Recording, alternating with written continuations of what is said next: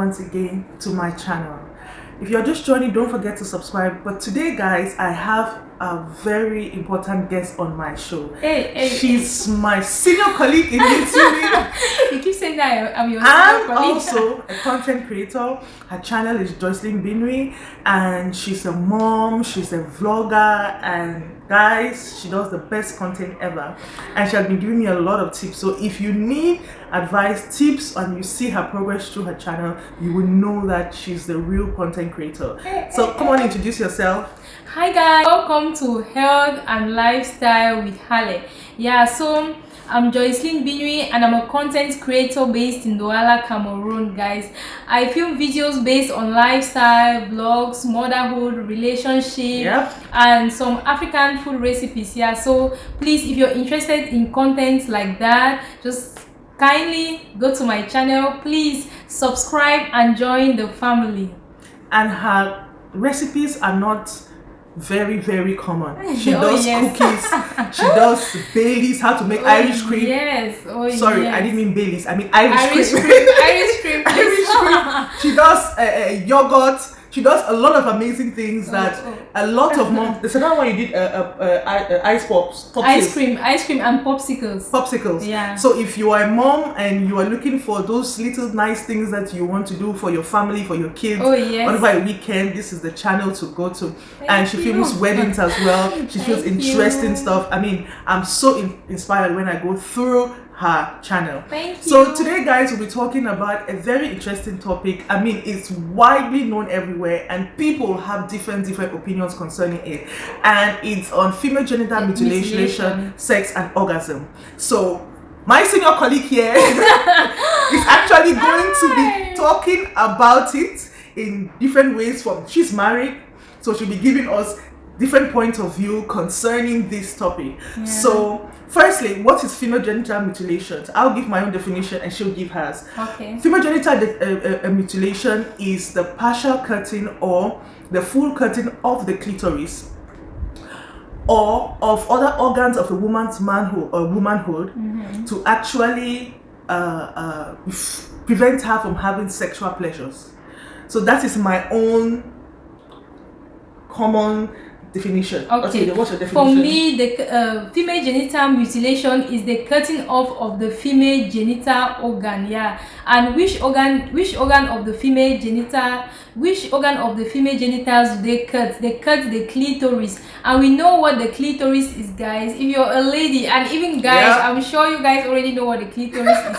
This is the part of the woman's genital organ that makes her to feel pleasure during sex. So female genital mutilation is the cutting off of the clitoris that prevents the woman in future not to have any pleasure during sex with their partners.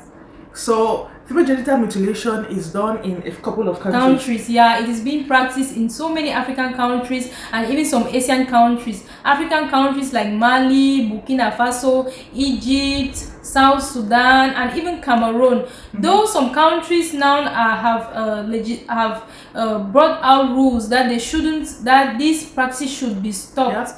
But that this practice, some countries have actually banned this practice, guys, but so many people still go ahead and practice this in private. So what the essence of this video is to sensitize people and to draw the attention of young girls and even mothers and in fact everyone in the society that this practice is not a healthy one. So there are 4 types of female genital mutilation. Type number 1 is the partial cutting or the full cutting of the clitoris. Type 2 is the cutting of the clitoris and the labia minora. That means that where you have the lips, what they call the lips of a woman, vagina. the inner lips is what you cut out. Then type 3 is when you cut the clitoris, the labia minora, and you sew the labia minora. That means that it is completely locked. And then how do they have sex with their partners? Basically, that is just saying that she's not supposed to have sex. And then how do they even pee?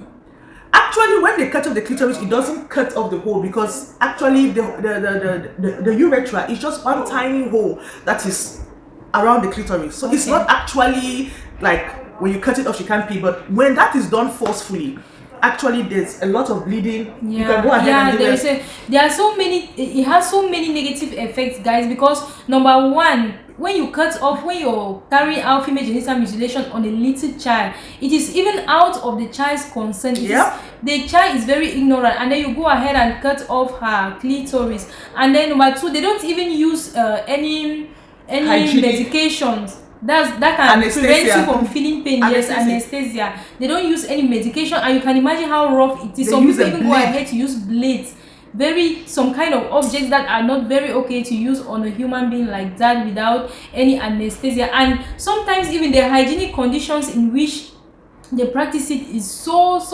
bad that you can imagine that maybe the child can even have an infection after all of that. And even bleeding. You can imagine a little child, some bleed to death, bleeding like that, which is not very good, guys.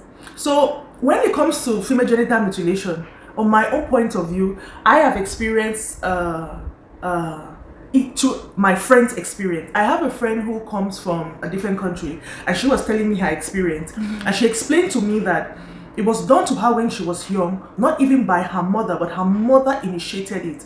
That means because it was done to her mother and her mother's friends and her grandmother, it was automatically they wanted to maybe do it to her. Aunties. Yes, they forced it on her. But the truth about the matter is they know it's wrong. From what my friend explained to me, today she's married and her husband dreads her mother. You can imagine and the reason why the husband dreads the mother, because he knows that it's not out of ignorance.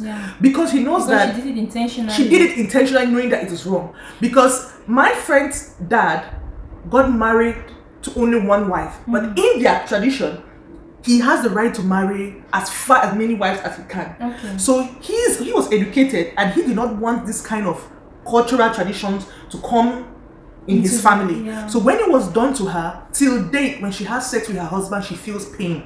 She never gave birth to her vagina. And she's not going to love sex. She's not going to enjoy She told me that whenever she wants to have sex with her husband, when her husband wants to touch her, she's running because she has pain every time she has sex with her husband. Marriage is very important, guys. It's very important.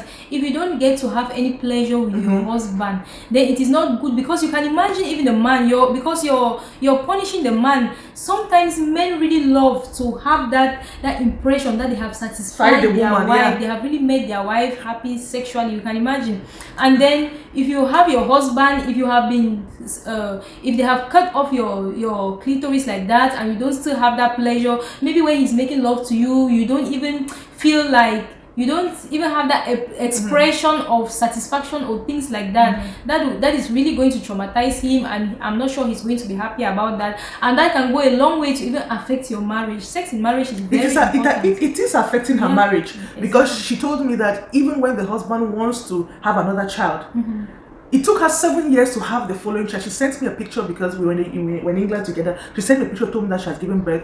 She told me it took her 7 years to accept to have a child with her husband, and even to open her legs at the hospital. Yes, she did not want to. Okay, imagine she was traumatized. Yeah, she was traumatized. She has to be traumatized, because imagine at that young age, they also have to open your legs like that to. And many people are only looking at the act. The people who are doing this act, opening a young child's legs and touching her genitals, that is pedophilia. I'm telling you. That's pedophilia, and you cannot be playing with a young child's genitals. She told me that the way it out of her she wasn't given any medication for it. It's supposed to dry off by itself. You can imagine the pain. Infection. Oh my God. Till today, she's having an infection.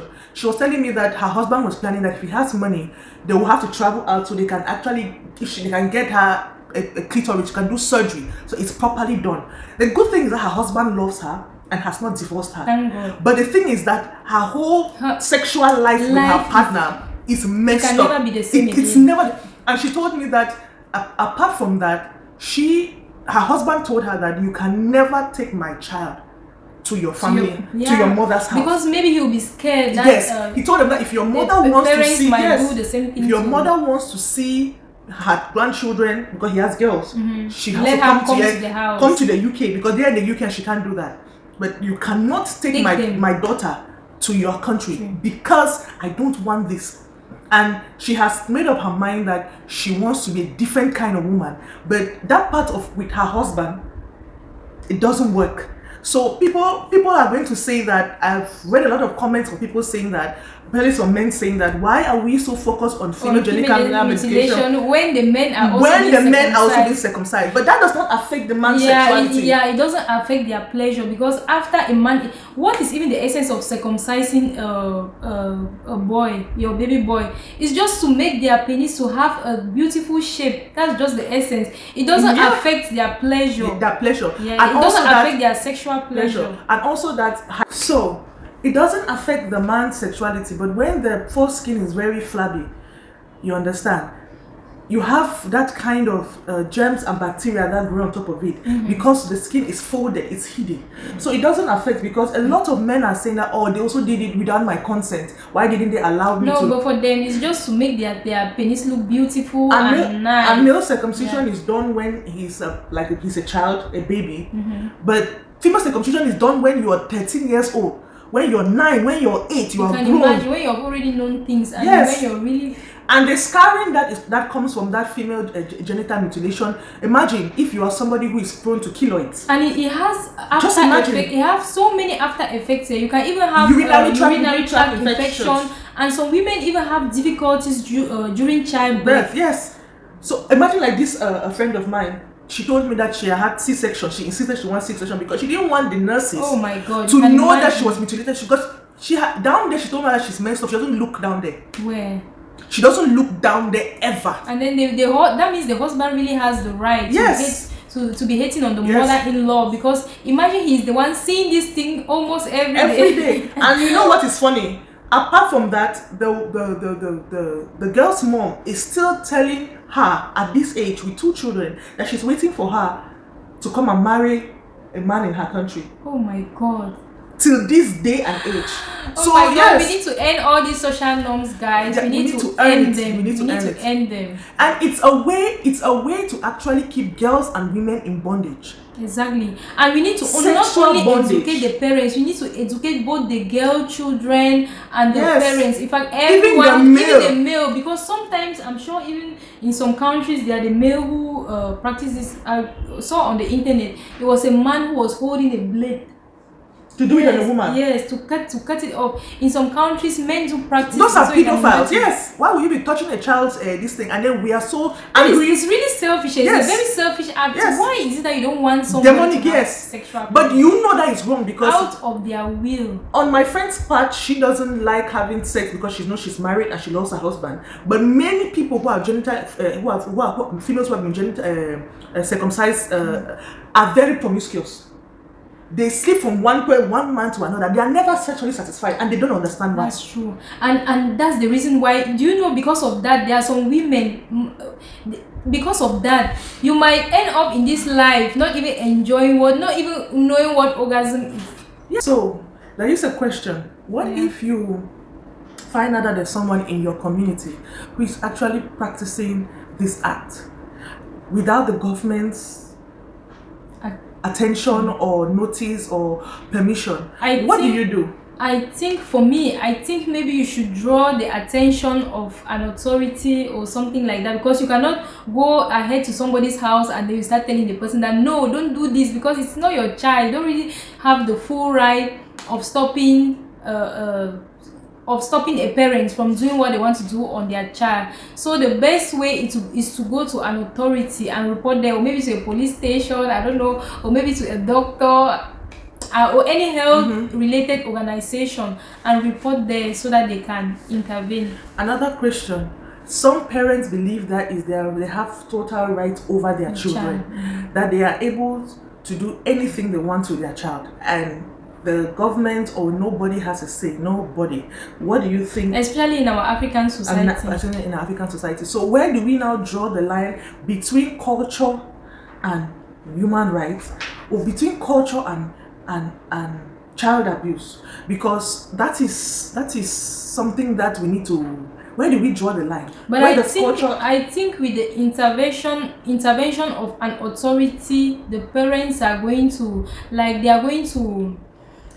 be scared it's going to frighten them. I don't know, but I think even when the authority comes and let me say if they stop the parents, you never know, they can still finally do that in private and you don't know. So the best way, guys, for us to stop this practice is to educate our society, educate even our little girl children and even our boy children, so that they should grow up. Because I think that in the next generation to come, all these things are going to die down if we take our time to educate to sensitize, to talk about this, tell them about the negative effects that this thing is going to cause them in the future. And I think as the generations in the next generation, this practice is going to stop.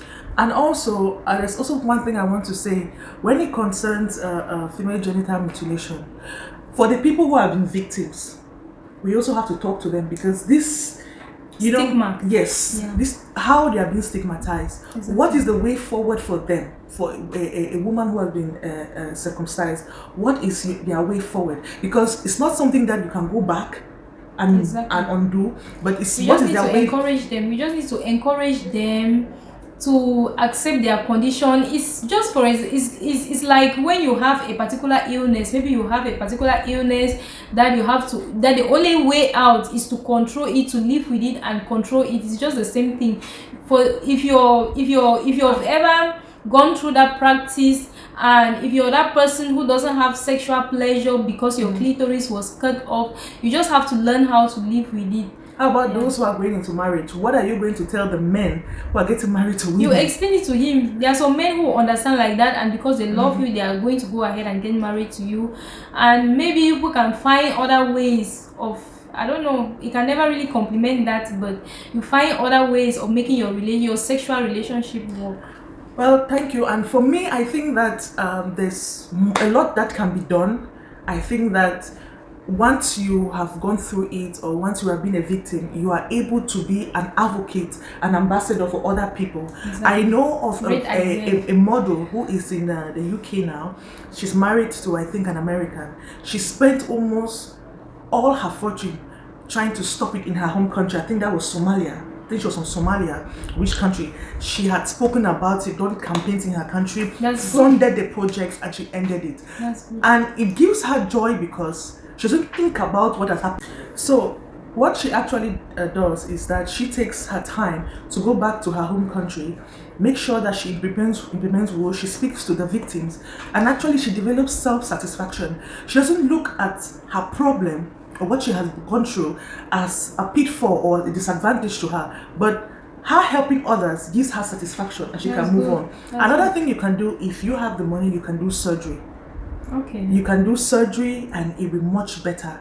The third thing you can do is, apart from being sensitized or being transformed in your mind, is that make sure you get married to the right person. Exactly, to somebody who loves you for it, and make sure that you let the person know before marriage. Because it's more about, there's a lot to intimacy than, I know sex is important. There's a lot of intimacy than, building your trust. Build trust brings intimacy, spending time together, understanding it. Those things build intimacy, which is important in a marriage. Although sex is also important, that's very, very important. But there are different ways to which you can have pleasure if you can talk about it. And it's not something you should hide, because what my friend actually was going through is that she could never go to the hospital if she had a urinary tract infection or anything that has to do for her to search down there. Yes, like how they take swabs, because she did not want anybody asking her anything concerning it. Choose the clinic, choose your doctor. So that they should already know your condition, so that when you're going there you feel at ease. And if you are comfortable, choose the person who will take the swabs for you. Choose the person who you understand, who will not make you feel like you're missing out. It's different. And meet people who can mentor you, who have gone through the problem.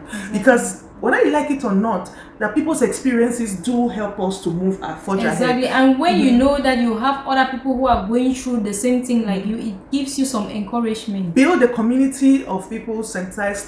It's so easy. Go on Facebook. You cannot start it in your little community. There are always people who are ready to fund. Somebody like me, I'm sure, how able to fund, because this is something that we need to encourage. Yes. And we are so for women, to make sure that women are at the top. I know that the enemy has tried, Satan has tried all he can to keep women But he's in not bondage. going to succeed. So this is In my Jesus' own name, amen. this is my own and our own contribution towards female genital mutilation And sensitization, sex and orgasms. And we hope that you are going to have a blissful life, a healthy sex life. Amen. And you are going to be an advocate and ambassador, and you are also going to stop anyone who is doing this evil act. I don't know if you have anything to conclude. Yeah, so the last thing I'm going to say, guys, is the essence of this video is just to sensitize our society, our community, our countries, because on the internet we don't know wherever you guys are watching. I don't know whether it's in Africa, it's in Asia,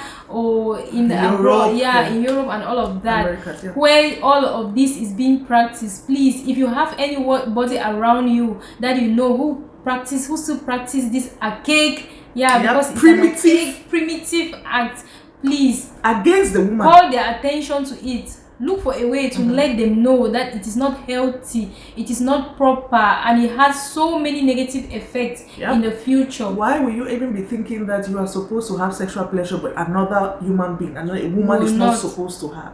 Why? It's very selfish, as you It's said. Something that God blessed us with. Why should a human being stop you from enjoying what God has blessed you with? So, guys, please, I'll still call your attention. I'm selling my market too. If you're interested in content, I already told you the kind of content I film. Please kindly come to my channel and show me some love. Join the family. Subscribe. Turn on the notification bell. Turn on your notification bell. Okay, guys. Till next time.